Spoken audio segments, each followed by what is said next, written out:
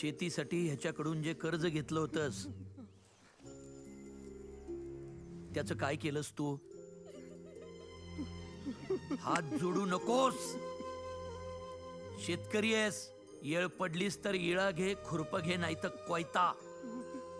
हात तोड समोरच्याचे, पण जोडू नकोस. काय केलंस त्या पैक्याचं? मामा लगीन होतं थोरलीचं. वय आम्ही सगळा पैका हुंड्याला दिला. बघितलं बघितलं महाराज, हे असं करतात. काय चूक आहे आमची? सुधारणार नाही तुम्ही महाराज.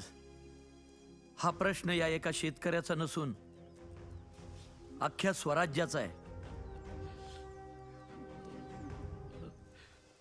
या सावकाराला शिक्षा करून तात्पुरता नाही तर समध्या स्वराज्य